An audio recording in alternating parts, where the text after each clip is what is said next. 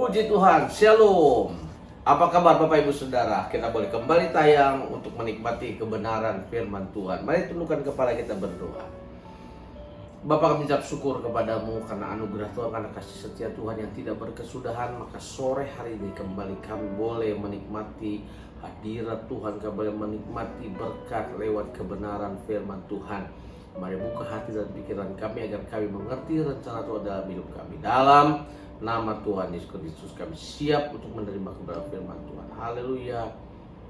Amin. Amin. Puji Tuhan. Saya lagi salam Bapak Ibu Saudara. Kita bersyukur buat anugerah Tuhan. Kita bersyukur buat kasih setia Tuhan, buat kesehatan yang Tuhan berikan dalam kehidupan setiap kita. Oh Bapak Ibu Saudara, kalau kita mau lihat di luar sana, kalau kita mau hitung-hitung, waduh Bapak Ibu Saudara, hari-hari ini kita bagaikan dikepung oleh penyakit yang luar biasa yang namanya virus COVID-19 yang belum berakhir dan bahkan sekarang semakin merajalela. Tapi percayalah, kasih setia dan anugerah Tuhan menyertai kehidupan setiap orang yang percaya kepada Tuhan, karena saudara berharga di mata Tuhan. Kalau saudara sedang menyaksikan tayangan ini, saudara sedang bersama dengan keluargamu, bersama dengan orang-orang yang ada terdekat dengan hidup saudara, colek dan berkata, kau berharga di mata Tuhan. Mari Bapak Ibu Saudara buka Alkitab saudara dalam Lukas pasal 12 ayat 6 sampai ayat yang ke-7. Demikianlah bunyi firman Tuhan, Lukas 12 ayat 6 dan ayat 7. Bukankah burung pipit dijual 5 ekor 2 duit?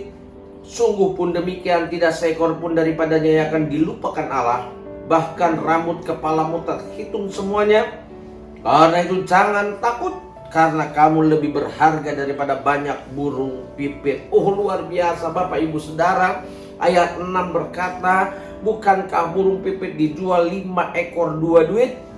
Sungguh pun demikian, tidak seekor pun daripadanya dilupakan Allah. Kalau burung pipit yang mungkin harganya tidak semahal burung-burung yang boleh dikatakan saat ini sedang tren, ya kan, yang harganya sangat fantastis, ya kan. Namun saya mau bilang, kalimat terakhir bisa dikatakan, seekor pun daripadanya tidak dilupakan Allah. Saudara bisa bayangkan burung pipit yang dikatakan sederhana, yang mungkin harganya tidak fantastis, yang mungkin nilainya tidak terlalu sangat signifikan penting, tapi Alkitab mengatakan tidak dilupakan Allah. Apalagi saudara dan saya ciptaan Tuhan yang sangat sempurna, engkau tidak akan dilupakan Tuhan Allah. Mungkin di tengah pandemi COVID-19 yang belum berakhir ini, banyak orang melupakan saudara. Banyak orang sudah tidak peduli lagi dengan saudara. Apalagi ketika mungkin ada beberapa di antara kita yang terpapar kena virus COVID-19. Oh mungkin orang mulai tidak mau dekat dengan kita. Mungkin orang tidak lagi peduli dengan kita. Mungkin orang tidak lagi bertanya tentang apa yang kita sedang alami. Saya mau bilang buat Bapak Ibu Saudara, jangan pernah takut. Jangan saudara putus asa. Jangan saudara berkecil hati. Jangan saudara merasa aku tidak lagi ada yang memperdulikan. Saudara, saya mau bilang engkau tidak dilupakan oleh Tuhan Allah. Engkau ada untuk selalu diperhatikan oleh Tuhan Allah. Ketika orang-orang tidak memperhatikanmu, ketika orang tidak memperdulikanmu, ada sepasang mata sedang memperhatikan saudara. Engkau berharga di mata Tuhan. Alkitab jelas berkata kepada setiap kita semua bahwa kita ini sangat berharga di mata Tuhan. Kalau kita tidak berharga di mata Tuhan, Tuhan tidak akan catat Bapak Ibu Saudara dalam kebenaran firman-Nya. Ayat 7 berkata, bahkan rambut kepalamu terhitung semuanya. Karena itu jangan takut, karena kamu lebih berharga daripada banyak burung pipit. Oh jelas sekali, bahkan rambut di kepalamu terhitung. Saya bisa bayangkan kalau ada 10 orang, Tuhan tahu berapa banyak rambut yang ada di kepala masing-masing orang itu. Ya, mungkin kalau menghitung rambut saya, Tuhan lebih gampang menghitungnya, ya kan? Saya ambil contoh paling mudah. Kalau rambut saya ini, Tuhan bisa tebak, ya, udah kelihatan dari jauh pun paling cuman ada berapa. Beda dengan rambutnya mungkin Pak Willy, ya kan, yang jauh lebih tebal, ya, mungkin lebih susah dihitungnya. belum lagi ada yang nempel-nempel di situ, ya saya nggak tahu sudah. Nah, saya mau bilang hari ini Alkitab katakan jangan takut. Tadi yang pertama Alkitab katakan kita tidak dilupakan Tuhan. Yang kedua, Tuhan katakan jangan takut, engkau lebih berharga dibanding banyak burung pipit. Oh, luar biasa. Mungkin orang lain memandangmu mungkin sebelah mata, mungkin orang lain tidak memperdulikan hidupmu, orang lain mungkin tidak mau tahu tentang hidupmu. Saya mau bilang, selama engkau berjalan bersama dengan Tuhan, Tuhan katakan jangan takut, engkau lebih berharga dibanding banyak burung pipit. Nah, Bapak Ibu Saudara, saya menemukan ada beberapa hal penting yang menjadi catatan saya. Kenapa kita berharga di mata Tuhan? Yang pertama, karena Tuhan mengasihi dan menyertai kita. Apalah artinya sebuah kehidupan kalau tidak disertai Tuhan, kalau tidak dikasihi Tuhan? Alkitab mencatat dalam Yesaya pasal 43 ayat 4 dan ayat yang kelima, Alkitab katakan, oleh karena engkau berharga di mataku dan mulia, dan aku ini mengasihi engkau, maka aku memberikan manusia sebagai gantimu dan bangsa-bangsa sebagai ganti nyawamu. Dengan ayat kelima, janganlah takut, sebab aku ini menyertai engkau. Aku akan mendatangkan anak cucumu dari timur, dan aku akan menghimpun engkau dari barat. Oh, luar biasa. Alkitab dengan jelas berkata dengan tegas sekali lagi, oleh karena engkau berharga di mataku dan mulia. Bapak Ibu Saudara, kenapa kita berharga di mata Tuhan?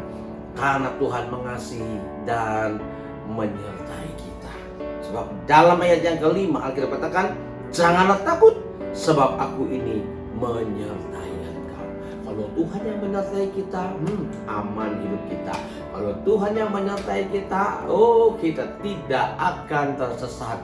Kalau Tuhan menyertai kita, saya mau bilang hari ini, Tuhan pasti kasih kemenangan buat setiap saudara dan saya. Ingat perjalanan orang Israel, ketika penyertaan Tuhan terjadi dalam hidup mereka, saya mau bilang buat Bapak Ibu Saudara, mereka tidak tersesat. Mereka ketika menghadapi pergumulan, mereka cukup berserah kepada Tuhan, mereka cukup andalkan Tuhan. Tuhan berperan gantikan mereka. Saudara lihat berapa kali mereka menghadapi musuh-musuh yang sangat tangguh, musuh-musuh yang menjadi musuh yang sangat menakutkan. Tapi ketika penyertaan Tuhan ada, saya mau bilang, maka musuh itu bukan masalah lagi.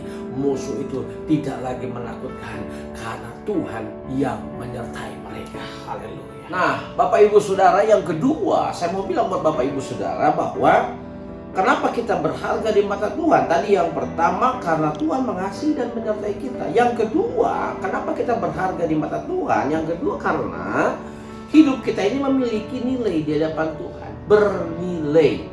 Ada nilainya. Saudara, kalau saudara pergi ke pasar swalayan, supermarket atau apapun namanya, itu ada nilai-nilai, ada bandrol tertentu yang dilabelkan di sana untuk barang-barang. Hampir semua barang ada nilainya. Tergantung kualitas, tergantung banyak atau sedikitnya barang yang saudara beli, ada nilainya. Apalagi manusia. Manusia itu memiliki kelebihan dan keistimewaan dibanding ciptaan Tuhan yang lainnya. Otomatis dalam hal ini kita memiliki nilai plus atau nilai tambah dengan pengenalan kita kepada Tuhan, yang merupakan sebuah nilai yang luar biasa. Ketika saudara mengenal Tuhan, melakukan kehendak Tuhan, berjalan bersama dengan Tuhan, saudara punya nilai plus, ya kan? Nah, dalam 1 Petrus pasal pertama 18 dan ayat 19 kita berkata, sebab kamu tahu bahwa kamu telah ditebus dari cara hidupmu yang sia-sia, yang kamu warisi dari nenek moyangmu itu, bukan dengan barang yang fana, bukan pula dengan perak atau emas, melainkan dengan darah yang mahal, yaitu darah Kristus, yang sama seperti darah anak domba yang tak bernoda dan tak bercacat. Oh, luar biasa. Alkitab katakan kita ini kenapa bernilai? Sebab kita telah ditebus dari cara hidup yang sia-sia, yang kita warisi dari nenek moyang kita. Suka atau tidak suka, ketika nenek moyang kita melakukan kesalahan, ya kan, lalu kemudian generasi berikutnya juga melakukan kesalahan, saudara perlu untuk ditebus. Dan kita katakan, dulu kita ini hidupnya sia-sia, tanpa pengharapan, ya kan, tanpa tujuan yang jelas. Makanya orang-orang zaman dulu itu seringkali mendatangi batu besar, mendatangi pohon besar, dan lain sebagainya. Dan mereka tidak jarang meminta sesuatu kepada tempat-tempat yang dianggap oleh mereka dalam tanda petik dapat memberikan apa yang menjadi permintaannya. Dan masih banyak lagi rentetan peristiwa, rentetan kesalahan yang dibuat, yang diwariskan kepada generasi-generasi selanjutnya. Itulah cara hidup yang sia-sia. Makanya saya mau bilang, jangan sia-siakan hidup. Hidup itu adalah kesempatan. Kalau saudara sudah mengenal Tuhan Yesus dan saudara masih hidup dalam dosa, berarti saudara masih menyia-nyiakan kesempatan untuk hidup. Yang kedua, kalau engkau sudah tahu kebenaran, tapi engkau tidak mau hidup dalam kebenaran, itu pun sama seperti engkau sedang menyia-nyiakan kehidupanmu. Ingat Bapak Ibu Saudara, dalam dunia ini kita punya durasi waktu. Pemasmur berkata umur manusia itu 70 tahun, ya kan? Berapa sih kekuatan kita? Selebihnya itu bonus. Syukur-syukur bisa sampai umur 70 tahun. Kadang-kalanya belum sampai 70 tahun kita sudah pulang ke rumah Bapa di surga. Mending kalau pulang ke rumah Bapa di surga. Kalau Tuhan sambut, kalau Tuhan terima saudara. Kalau Tuhan tidak terima saudara, saudara mau pulang ke rumah siapa? Di sana sudah tidak ada kontrakan. Di sana sudah tidak ada lagi orang-orang yang menjadi itu bukan pengungsi, tapi merantau. Tidak ada lagi di sana. Di sana itu hidup di dalam kepastian. Makanya hidup itu jangan dibuat sia-sia. Lakukan yang terbaik. Bikin sesuatu karya yang terbaik. Jadi berkat buat orang. Ya kan? Melakukan sesuatu. Banyak hal yang bisa kita kerjakan dalam hidup ini. Jangan buang waktu kita secara percuma. Saudara jangan hidup di dalam keputusasaan. Betul, masalah itu pasti ada. Penyakit itu di mana-mana ada. Tapi saya mau bilang, orang yang berani untuk keluar dari kehidupan yang sia-sia, dia adalah orang yang berani mempercayakan hidupnya kepada Tuhan. Dia mulai berjalan bersama dengan Tuhan. Dia mau melakukan sesuatu dengan Tuhan, dan hidupnya jadi berkat. Ya kan? Sehingga satu saat ketika kita harus pulang ke rumah Bapa di surga, paling tidak kita sudah menyelesaikan pertandingan iman kita dengan baik masing-masing. Selanjutnya kita katakan, kita ini ditebus bukan oleh perak ataupun emas, ya kan? Melainkan dengan darah yang mahal, yaitu darah Kristus yang sama seperti darah anak domba yang tidak bernoda dan tidak bercacat. Saudara tahu orang Israel mempersembahkan korban kepada Tuhan, ya kan? Dalam ibadah-ibadah perayaan-perayaan tertentu, dalam setiap tahunnya mereka harus mempersembahkan korban yang tidak boleh bercacat, tidak boleh ada nodanya, yang harus yang sempurna, baik kakinya, ekornya, dan masih banyak lagi. Diteliti, dilihat dengan jelas. Bila mana ada cacatnya, tidak diperkenankan dipersembahkan. Saudara, saya mau bilang Tuhan Yesus adalah sebagai bukti persembahan yang paling luar biasa yang dipersembahkan buat saudara. Saudara ditebus dengan darah yang mahal. Katakan kepada orang di sebelah kiri kanan saudara, ya kan, bilang kamu ditebus dengan darah yang mahal. Jangan buat hidupmu sia-sia lagi. Jangan mempercayai sesuatu yang tidak pasti lagi. Berjalanlah, percayalah bahwa Tuhan menyertai kita. Berjalanlah, percayalah bahwa Tuhan pasti buka jalan buat apa yang saudara saya sedang kerjakan. Tidak ada yang mustahil. Bagi Tuhan tidak ada perkara yang sulit untuk Tuhan kerjakan. Mari hari ini belajarlah untuk berjalan bersama dengan Tuhan. Belajarlah untuk mengerti kehendak Tuhan dalam hidup kita. Karena kita tahu tanpa Tuhan kita bukan siapa-siapa. Saya mau bilang buat Bapak Ibu Saudara sekali lagi, saudara berharga di mata Tuhan. Orang boleh menghina saudara, orang boleh tidak suka dengan saudara, tapi engkau tetap orang yang berharga di mata Tuhan. Nilai yang Tuhan berikan kepada saudara akan selalu tetap. Apapun penilaian dunia terhadap saudara tidak akan mempengaruhi penilaian Tuhan terhadap saudara, asalkan engkau betul-betul mau melakukan apa yang Tuhan kehendaki.